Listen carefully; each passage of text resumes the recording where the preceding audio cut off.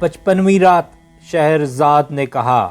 جب بادشاہ عمر اپنی کنیز صفیہ کے پاس گیا اور اس نے اپنے بیٹے اور بیٹی کے گلے میں ایک ایک جواہر پہنا دیا، اور جب بادشاہ نے صفیہ سے پوچھا کہ تو نے اتنی مدت میں مجھے کیوں نہیں بتایا کہ تو قسطنطنیہ کے بادشاہ افریدون کی بیٹی ہے، تو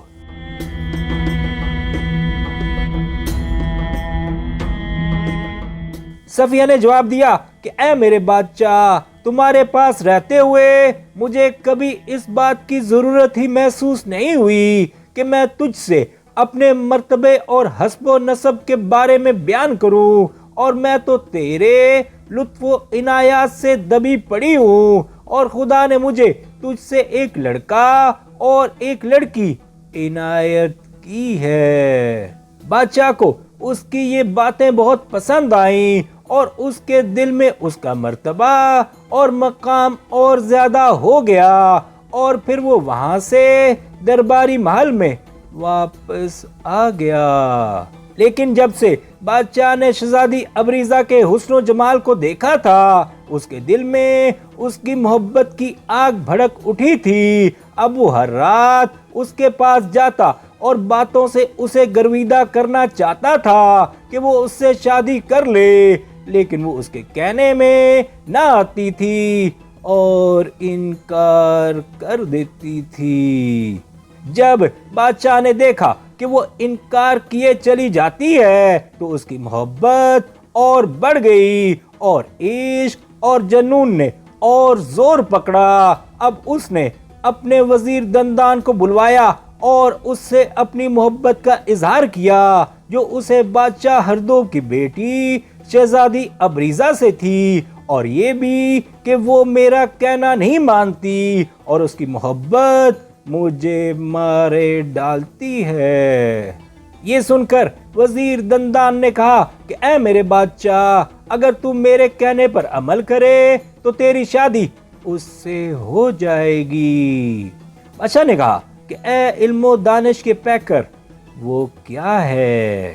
اس نے کہا کہ تو شادی کا انتظام کر اور قاضیوں اور گواہوں کو بلوا، اور جب سب کچھ ہو جائے تو شہزادی کو شراب میں ایک ٹکڑا بھنگ کا ملا کر پلا دیجیو، اور جب بھنگ کا اثر اس پر ہو جائے تو اس کے ساتھ تو شادی کر لیجیو، اس طرح سے تیری مراد بھر آئے گی۔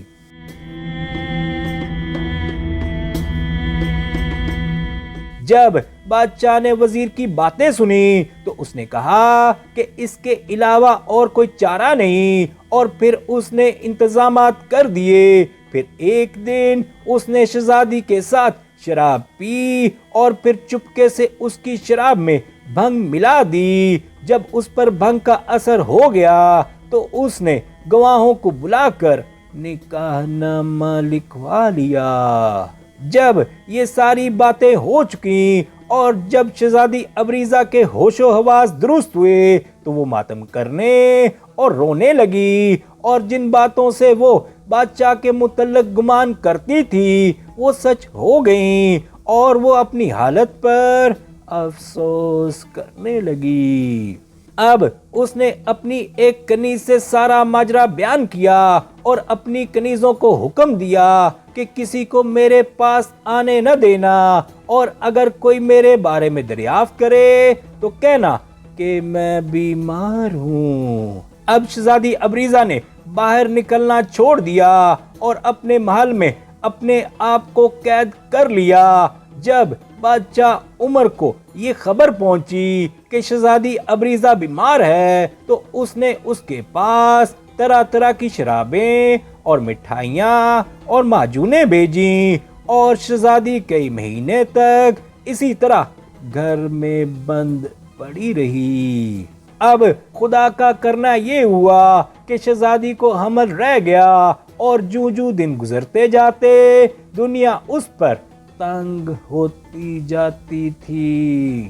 ایک روز اس نے اپنی کنیز مرجانہ سے کہا کہ سن، لوگوں نے میرے اوپر ظلم نہیں کیا بلکہ میں خود گنہگار ہوں، کیونکہ میں نے اپنے ماں باپ اور وطن کو ترک کیا، اب مجھے جینے سے نفرت ہے اور میری ہمت ٹوٹ گئی ہے، اور اب نہ مجھ میں جرأت باقی ہے نہ طاقت۔ اگر ان لوگوں کے یہاں میرا بچہ پیدا ہوا تو میں اپنی کنیزوں کو کیا منہ دکھاؤں گی، اور اگر میں اپنے باپ کے پاس واپس جاؤں تو کیا منہ لے کر جاؤں گی، اور اس کا سامنا میں کیسے کروں گی؟ مرجانہ نے کہا کہ اے میری آقا، تو مجھے حکم دے کہ میں اس کی تعمیل کروں۔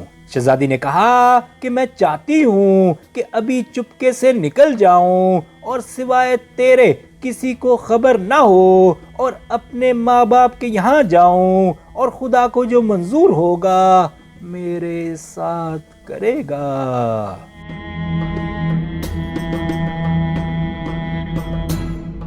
کنیز نے کہا کہ اے شہزادی، جو تیری مرضی ہے وہ ٹھیک ہے۔ اب شہزادی نے تیاری شروع کر دی، مگر کسی کو اس کی خبر نہ دی، اور کئی دن تک انتظار کرتی رہی، یہاں تک کہ ایک روز بادشاہ سیر و شکار کے لیے گیا، اور اس کا بیٹا شرکان کچھ مدت کے لیے قلعوں پر چلا گیا۔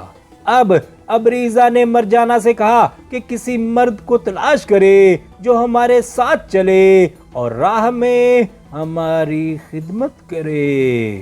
مرجانہ نے جواب دیا کہ اے میری آقا، میں یہاں ایک حبشی غلام کو جانتی ہوں جس کا نام غضبان ہے، اور وہ بادشاہ عمر کا غلام اور ہمارے محل کا دربان ہے۔ بادشاہ نے اسے ہماری خدمت کے لیے مقرر کیا ہے، میں ابھی جا کر اس سے بات کرتی ہوں۔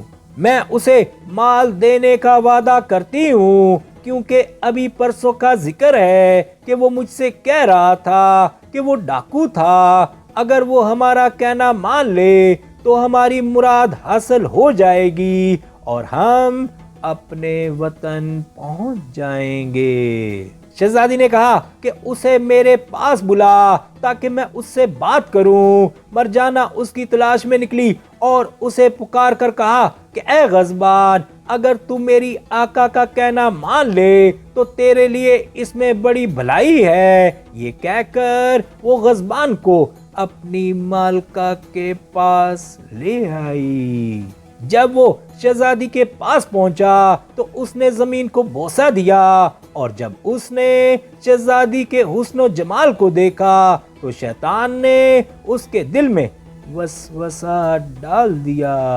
اب شہزادی اس سے مخاطب ہو کر کہنے لگی کہ اے غضبان، کیا تو مجھے زمانے کی مصیبتوں سے بچانے کے لیے تیار ہے؟ اور اگر میں اپنا راز تجھ پر ظاہر کر دوں تو کیا تو اسے پوشیدہ رکھے گا؟ غضبان نے جواب دیا کہ اے میری آقا، جو حکم تو مجھے دے گی میں اس کو پورا کروں گا۔ شہزادی نے کہا کہ میں تجھ سے یہ چاہتی ہوں کہ مجھ کو اور میری اس کنیز کو یہاں سے نکال کر لے چل، اور 2 اونٹنیاں اور گھوڑے تیار کر، اور ان پر کچھ مال اور راستے کے لیے کھانا رکھ، اور ہمارے ساتھ ہمارے وطن چل۔ اگر تو ہمارے ساتھ رہنا پسند کرے گا تو تجھے میری جو کنیز پسند ہوگی تیری اس کے ساتھ شادی کر دوں گی، اور اگر تو اپنے وطن کو جانا چاہے گا تو میں اسے تیرے ساتھ بھیج دوں گی۔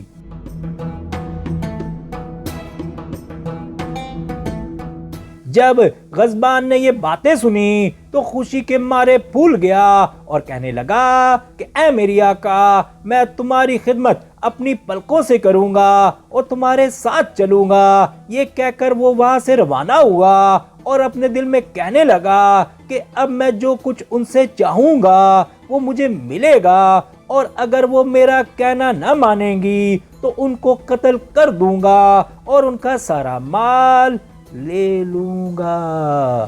جب وہ لوٹا تو اس کے ساتھ 2 اونٹنیاں اور 3 گھوڑے تھے۔ اس نے ان پر سامان لادا اور تینوں سوار ہو کر رات کے وقت چپکے سے محل سے نکلے اور کسی کو اس بات کی خبر نہ ہونے دی، اور پہاڑوں کے راستے دن رات سفر کرتے ہوئے شہزادی کے ملک کے قریب پہنچے۔ اب شہزادی کو حمل کا درد ہونے لگا اور وہ تڑپنے لگی اور گھوڑے سے اتر پڑی اور مرجانہ سے کہا کہ میرے پاس آ اور بچہ جننے میں میری مدد کر۔ مرجانہ اپنے گھوڑے پر سے اتر پڑی اور شہزادی ابریزہ کے پاس آئی۔ وہ درد کی شدت کی وجہ سے چلا رہی تھی اور اس کی حالت دگرگوں ہو رہی تھی۔ اب شیطان نے غضبان کے دل میں وسوسہ ڈالا اور اسے اس بات پر اکسایا کہ وہ شہزادی سے بدفعلی کرے، اور پھر وہ شہزادی سے مخاطب ہو کر کہنے لگا کہ اے شہزادی، مجھے اپنی صحبت سے بہرہ کر، اور وہ اس کے ساتھ زبردستی اور اسے زد و کوب کرنے لگا۔ جب شہزادی نے اس کی باتیں سنی اور دیکھا کہ وہ اس کے ساتھ زبردستی کرتا ہے اور بدکاری پر مائل ہے، تو اس نے کہا کہ اے ذلیل ترین غلام، تو مجھے پہلے حمل سے فارغ ہو لینے دے، اس کے بعد دیکھیں گے کہ تیری کیا اوقات ہے اور تو کیا فضول باتیں کرتا ہے۔ لیکن اس نے اس کی ایک نہ سنی اور زبردستی کرتا رہا، یہاں تک کہ اس نے شہزادی کے کپڑے پھاڑنے شروع کر دیے۔ جب مرجانہ نے یہ دیکھا تو وہ اس کو مارنے کے لیے دوڑی، لیکن اس نے تلوار کے دستے سے اس پر ایسا وار کیا کہ وہ بے ہوش ہو کر گر پڑی۔ جب شہزادی نے اس کی یہ حالت دیکھی تو وہ اسے لعن طعن کرنے لگی اور اپنا خنجر نکال کر اس پر وار کرنا چاہتی تھی کہ غضبان نے اس کی گردن پر ایسا وار کیا کہ وہ تڑپنے لگی۔ جب غضبان نے یہ دیکھا تو وہ ان دونوں کو ان کے حال پر چھوڑ کر گھوڑے پر سوار ہوا اور سارا مال لے کر وہاں سے فرار ہو گیا۔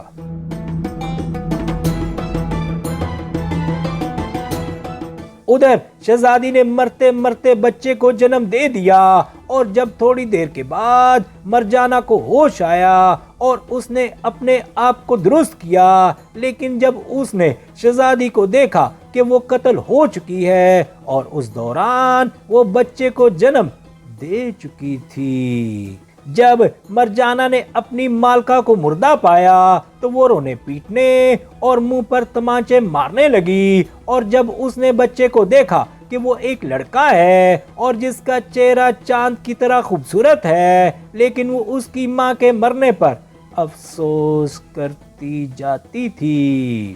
ابھی تھوڑی دیر نہ گزری ہوگی کہ اسے ایک غبار اٹھتا ہوا نظر آیا۔ جب غبار بیٹھا تو اس کے نیچے ایک جرار لشکر تھا۔ یہ لشکر شہزادی ابریزہ کے باپ بادشاہ ہردوب کا تھا، اور اس کی وجہ یہ تھی کہ جب اس نے سنا کہ اس کی بیٹی اور کنیزیں بغداد چلی گئی ہیں اور وہ بادشاہ عمر کے پاس ہیں، تو وہ لشکر کو لے کر نکل کھڑا ہوا۔ جب وہ اپنے شہر سے ایک دن کی راہ طے کر چکا تو اسے دور سے 3 سوار نظر آئے، اور اس نے ارادہ کیا کہ ان کے پاس جا کر پوچھے کہ وہ کہاں سے آتے ہیں، اور آیا ان کو اس کی بیٹی کی کچھ خبر معلوم ہے۔ یہ 3 سوار اس کی بیٹی اور کنیز مرجانہ اور غلام غضبان تھے۔ جب بادشاہ خبر پوچھنے کے لیے ان کی طرف بڑھا اور اس جگہ پہنچا تو اس نے دیکھا کہ اس کی بیٹی مری پڑی ہے اور اس کی کنیز بیٹھی گریہ زاری کر رہی ہے۔ یہ دیکھ کر وہ گھوڑے پر سے اتر پڑا اور اپنی بیٹی کے اس طرح مرنے پر افسوس اور گریہ زاری کرنے لگا۔ جب بادشاہ کو ذرا افاقہ ہوا تو اس نے مرجانہ سے شہزادی ابریزہ کا حال دریافت کیا۔ مرجانہ نے سارا ماجرا شروع سے آخر تک بیان کر دیا، اور یہ کہ کس طرح بادشاہ عمر نے دھوکے سے اس سے شادی کی، اور ایک غلام جس کو وہ لوگ اپنی حفاظت کے لیے ساتھ لائے تھے، اس نے کس طرح شہزادی کو قتل کیا۔ جب بادشاہ ہردوب نے اس کی باتیں سنی تو اس کی آنکھوں کے آگے اندھیرا چھا گیا، اور غصے کے مارے اس کا رنگ सुर्ख हो गया। जब उसका गुस्सा जरा ठंडा हुआ तो उसने एक ताबूत मंगाकर अपनी बेटी की लाश उसमें रखी और उसे कैसरिया ले जाकर महल के अंदर ले गया। अब शहरजाद को सुबह होती दिखाई दी और उसने ये कहानी बंद कर दी।